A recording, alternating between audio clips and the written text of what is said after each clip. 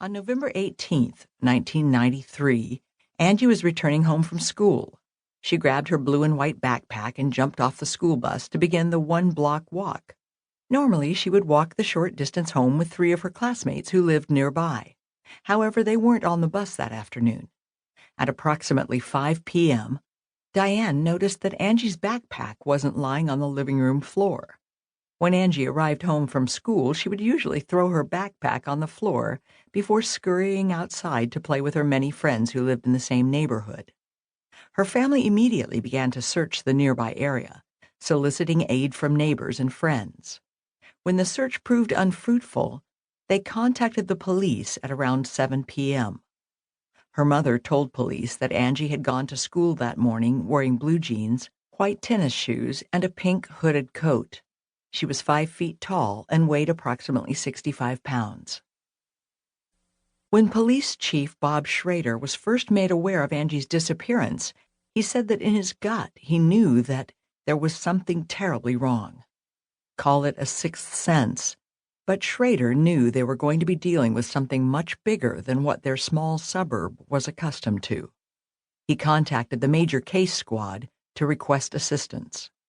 It was only the second time in 28 years that the Major Case Squad had been asked to step in on something other than a murder case. Sniffer dogs and infrared helicopters were brought in to help with the all-out search. The dogs were able to pick up a scent and tracked it down Wright Avenue before abruptly losing it. We don't know if the wind blew the scent away in that time or if she got into a car at that spot, said St. Anne Police Sergeant Jim Mantle. More than 30 detectives combed the area, questioning neighbors and scavenging through nearby creeks and forests for any clues. As the days passed and not one piece of evidence was uncovered, nor were any witnesses produced, everybody began to fear the worst. The earth certainly hadn't opened up and eaten her.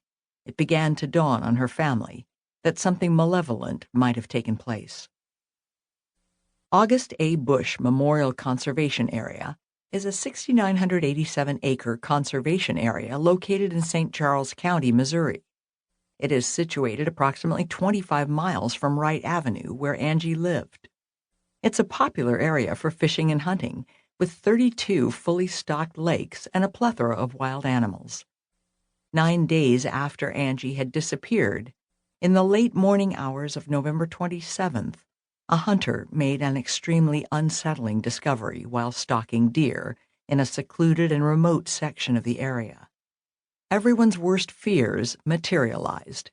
Bound to a tree was the ice-cold, semi-naked body of Angie. Her discarded blue and white backpack was found lying on the ground nearby.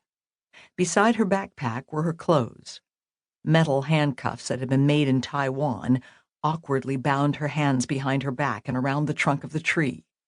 Thick gray duct tape was partially wrapped around her head to cover her eyes, along with a piece taped over her mouth to subdue any pleas for help. An unknown fingerprint was later lifted from the duct tape. An autopsy revealed that Angie had died from exposure just a few hours before she was discovered, meaning that she had been held captive for 9 agonizing days. During that time, she had been repeatedly raped and tortured. The autopsy also uncovered that she hadn't been given anything to eat or drink over those 9 days. The kidnapper then drove her to the August A. Bush Memorial Conservation Area and bound her to a tree while she was still alive. A cruel and slow, agonizing death. Investigators questioned whether the killer had tied Angie to a tree to have his way with her before being spooked by something or someone. Did he intend to come back? The thought that she would have lived had she been found just a couple of hours earlier haunts investigators and citizens to this day. An intensive and thorough investigation, headed by the St. Louis Major Case Squad, was launched, and over the next several years there were more than 1,000 suspects examined in connection to Angie's murder. A number of leads came in from other police departments, which had arrested suspected pedophiles with ties to the St. Louis area. A 24-hour hotline was set up so that anybody with information could anonymously get into contact with the police, and a $100,000 reward fund for information leading to the arrest of the perpetrator was gathered. By 1999, this fund would reach a hefty $250,000. The crime rocked the small, close-knit community and caused mass panic among parents. After-school programs to discuss safety tips with children were organized, and volunteers were recruited to watch over bus stops and areas around schools. Unmarked police cars followed unsupervised children wherever they went as an extra precaution. A bereavement program was provided by St. Louis Children's Hospital for disturbed parents and their children.